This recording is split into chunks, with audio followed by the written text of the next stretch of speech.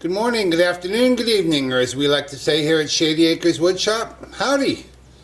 Today I have a piece of what I believe is sycamore.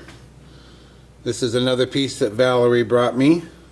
It also appears to be spalted. I've never worked sycamore before. Kind of looks like maple, and it's possible that I'm mistaken because, like I say, I've never worked sycamore before. But I've never seen maple that looked like this weathered look on the outside.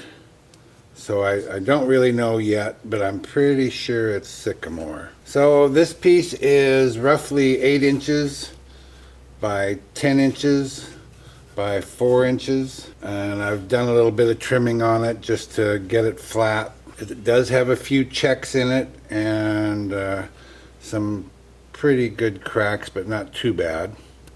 I did notice a couple of bug holes, so I have microwaved this for 1 minute at a time, 3 times, to hopefully kill whatever might be in there. I've drilled a hole in what is close to the center of this piece. I've got my woodworm screw, so we're going to get this mounted up and get to turning something. I don't know what it's going to be yet, but we're going to find out any minute now. Stand by. The bottom is fairly flat, so I'm just going to go ahead and mark out for my tenon at this point. And I'm going to get my mask and face shield on, and I sharpened up my 5/8 inch bowl gouge, and we're going to be turning at 800 RPM.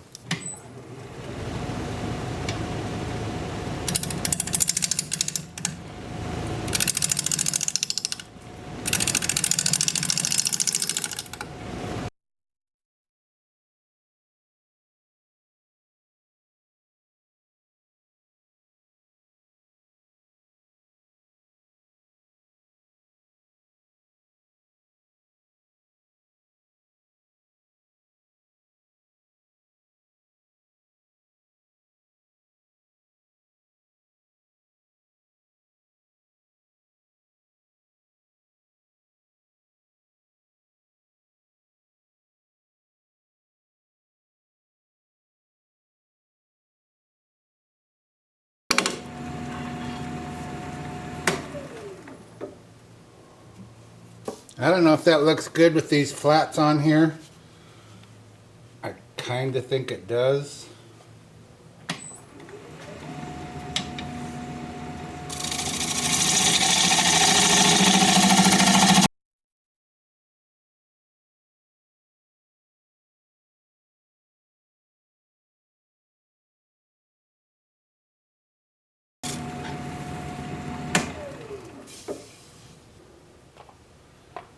Well, I might have changed my mind on the shape of this, and this is sycamore, by the way.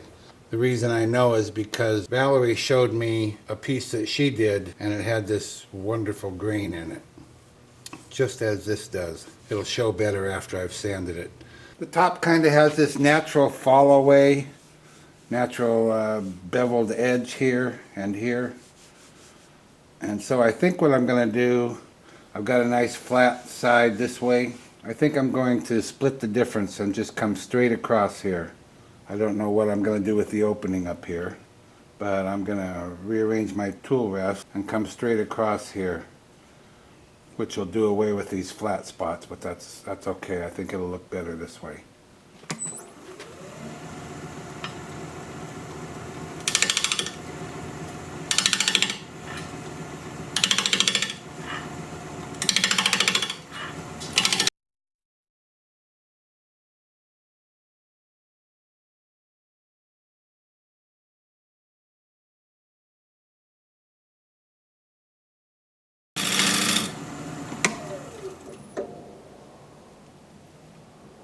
Well, now I'm trying to decide, do I want to leave these little flat spots? I got a nice sharp edge here. Do those add or detract? They're kind of cool. And then would I leave this natural edge up here and just make my opening smaller than that natural edge? Well, let me refine it just a little bit. I'm inclined to leave those flats.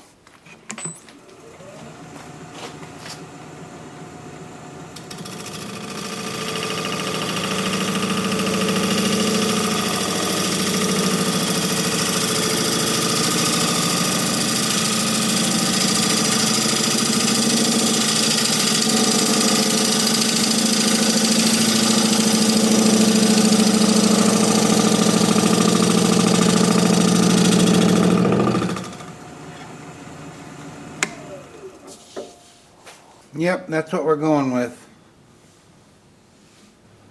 See if I can keep this edge nice and sharp like it is without rounding it over when I sand. And I'll clean up these flat spots a little bit, but not a lot. Just leave them natural. Looks like I could make a cleanup pass over here as well.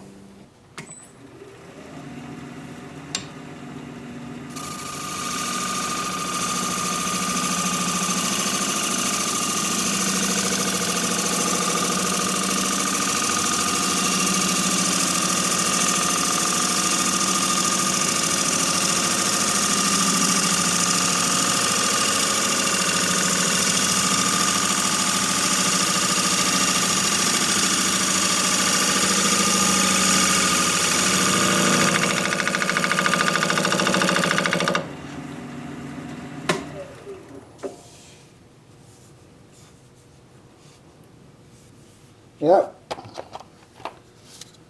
That's good. We're ready for sanding. Doesn't need much. It's pretty good. Look at that pretty grain right there. Ooh. Sycamore.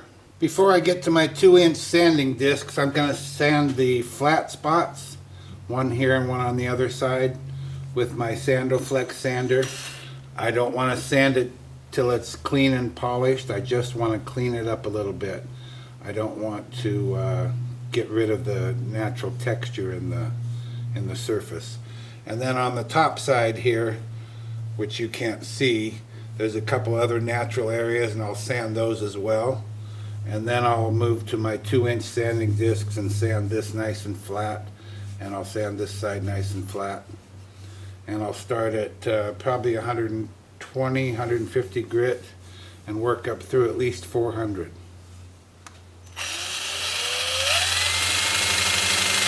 I want to be careful here because I don't want to round over this nice sharp edge that I have.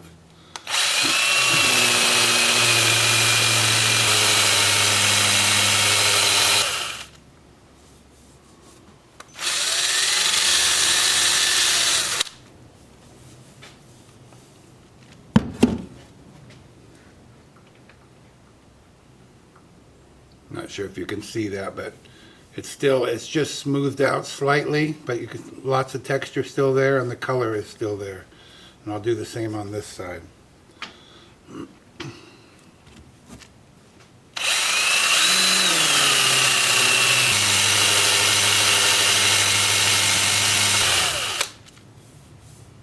Yep. And then I'm going to sand the top parts that I told you are natural. I'm going to sand those while it's spinning in reverse. About 400 RPM.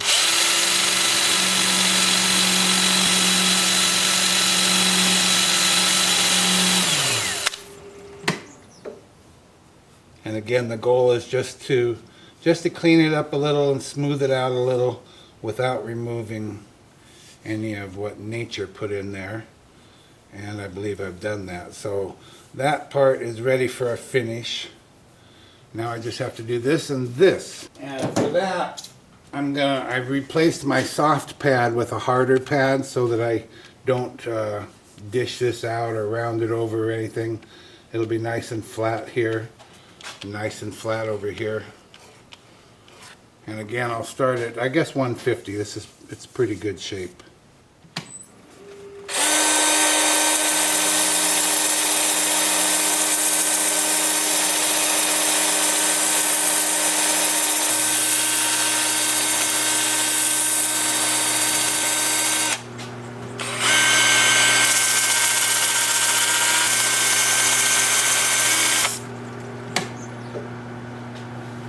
And I will alternate, this is backwards, I'll alternate between backwards and forwards as I move through the grits.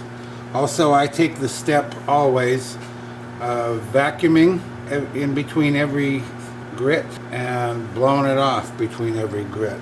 So I want all the grit removed from the previous disc. So I will do this for a while. This will probably take close to an hour, and I'll bring you back when the sanding is done.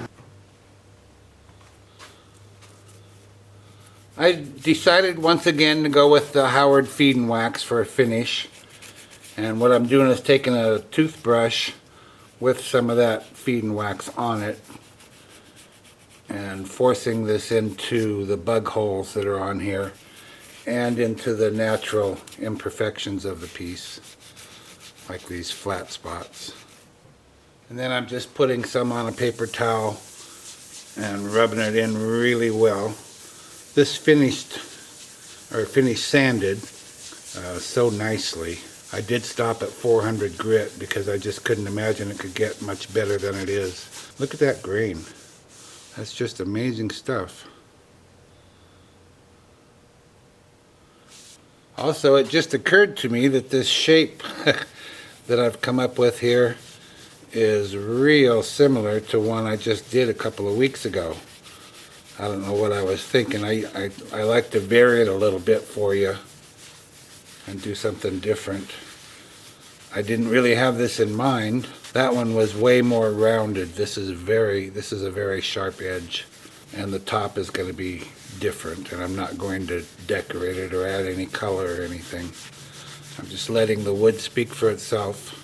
So now this has to dry for at least 20 minutes is what they say. I'll probably give it a half an hour and then I'll buff it up. So I will bring you back when it's time to turn this around and start hollowing it out. See you back here in a little while. Time for a little buffing. Speed it up here at about 900 RPM.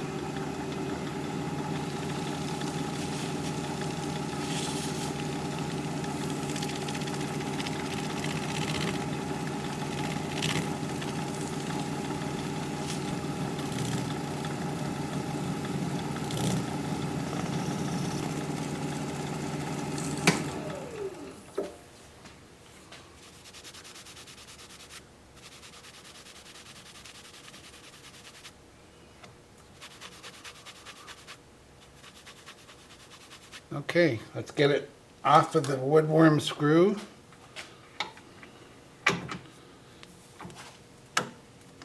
Easier said than done sometimes. Nothing to hang on to here. Okay then. I'm gonna have to put gloves on to get that off. Keep a clean pair of work gloves in here just for this kind of thing. There we go.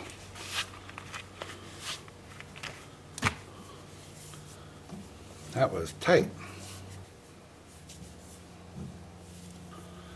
All right.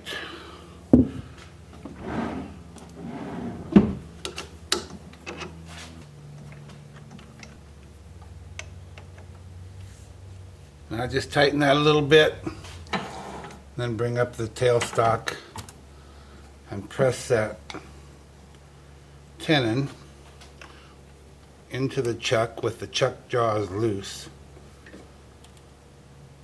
and then tighten it up. That way I know it's in there all the way, well centered, well seated. I'll get my tool rest adjusted and I'll sharpen up a bowl gouge, get on my mask and face shield, and we'll get to hollowing. Here you can get a little better look at the natural edge that I want to leave. I think that's very attractive. And then over here I just have a small amount. So my first thing to do here is just plane off the front so that it's nice and flat. I don't want to take off any more than I have to. And then we'll start hollowing. 850 RPM.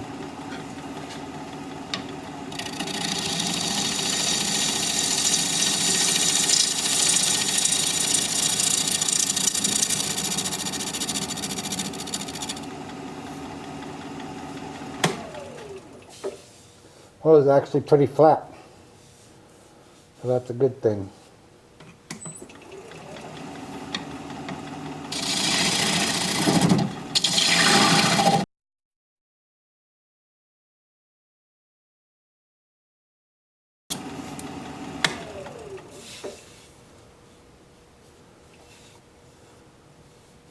Maybe, you know, I should have probably just drilled this out. I don't know why I'm working so hard here.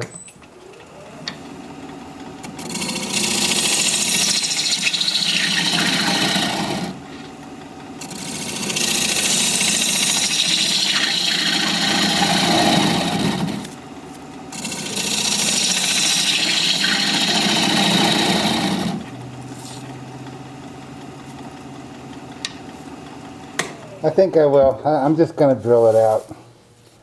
This is kind of silly. Hold on, let me get set up. Alright, I've got a 2.5 inch Forstner bit in here and I'm turning at about 340 RPM.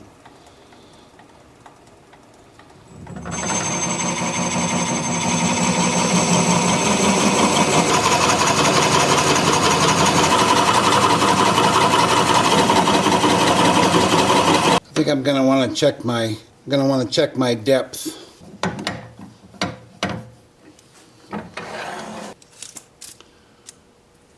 Roughly 2.5 inches deep, and I can go as much as 3.5 inches deep. So another inch.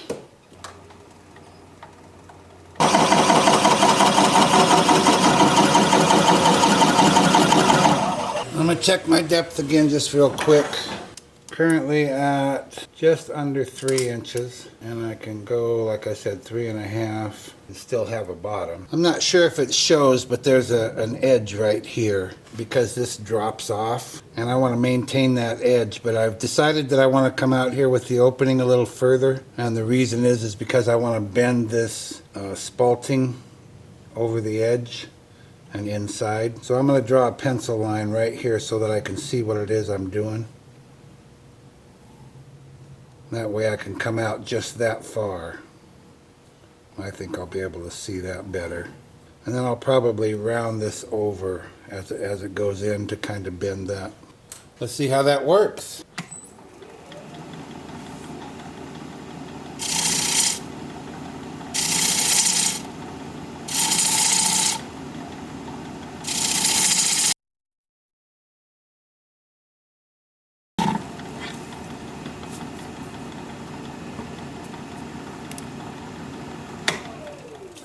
Now see how it's bending over here a little bit?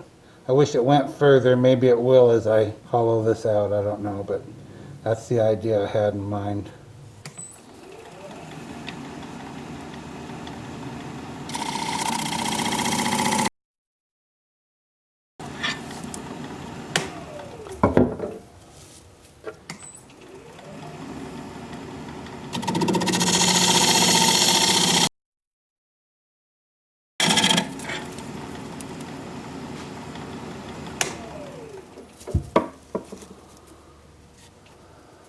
Well, I guess I'm going to have to get out the hollowing tool. Maybe I'll clean up this face just a little bit here.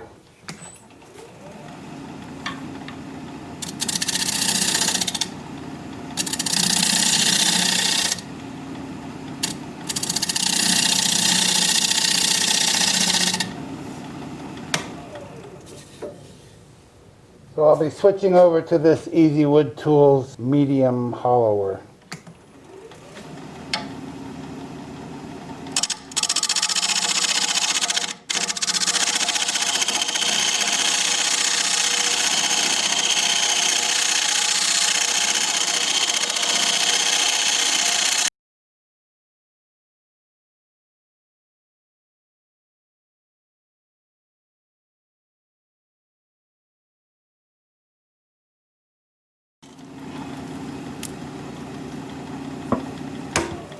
Well, this probably isn't much fun for you to watch. Or this is like deja vu, isn't it? This is real similar to the one I did a couple of weeks ago. Sorry about that. I'll give you a peek inside there. Got a long ways to go. So I'll probably spend another hour and a half on this. And I'll bring you back when it is hollowed out and time to sand in there. See you in a bit. The turning is done and it's time for sanding. I'm going to start with 80 grit and work up through 400.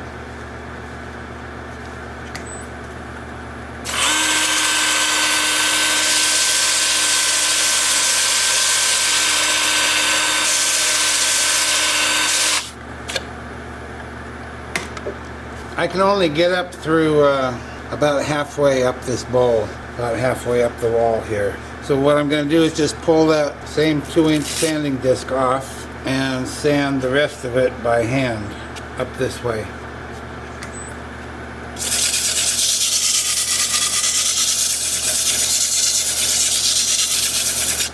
And I'm sure there's nothing much more boring to watch than that. So like I said, I'll starting with 80 grit here, and I'll work my way up through 400, and I'll bring you back when it's time to put some finish in there.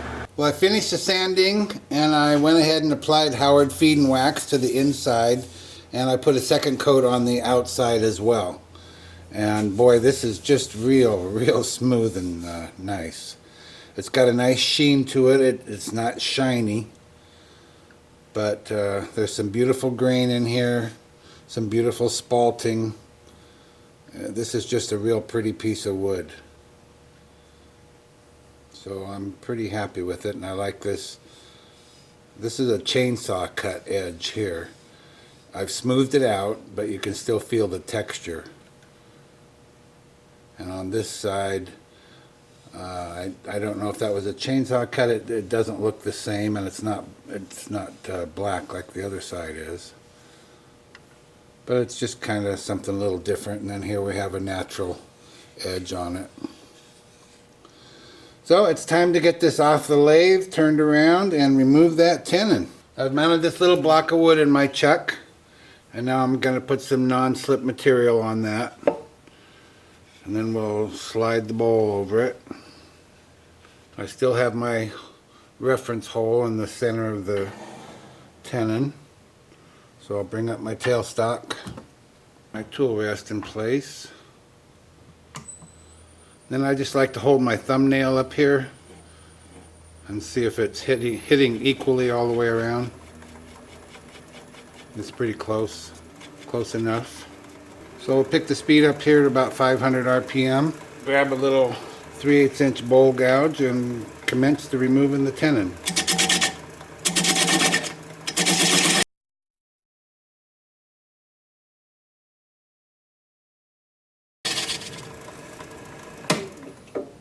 Okay, we're well clear. So now I'll switch to a swept back grind so that I can get in a little tighter.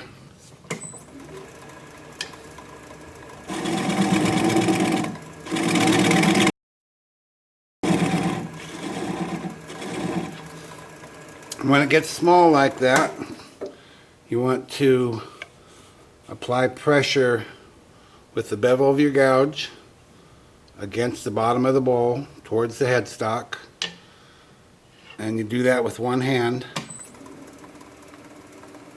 Slow the speed down around 250 or so.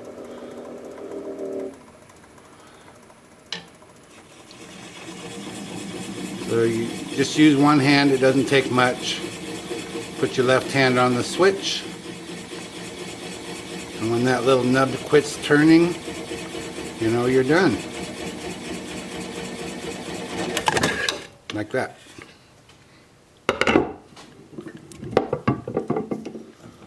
We don't always want it to slip like it did, but no harm done. Yeah, I didn't quite get it all. It broke. But that's okay. I'll just take that over to the workbench here. I'll take a little chisel and clean that off, and then I'll sand this 2-inch area.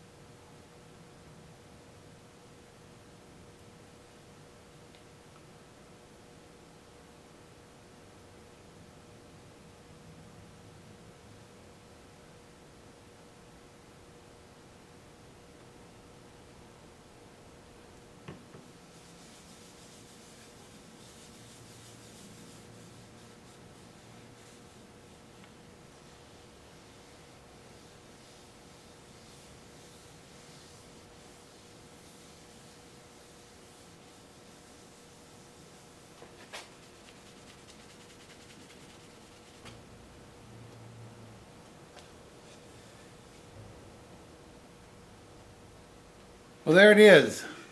One sycamore bowl in the books. This is some pretty grain. Now, like I said, I've never turned sycamore before, so I assume this is spalting. Maybe it's just sycamore grain. I don't know. I'm pretty sure it's spalting. It's very pretty. And this grain, I don't know what you call it. I think Valerie had a name for it, but in any event, whatever it is, it's cool. Natural edge. Natural edge.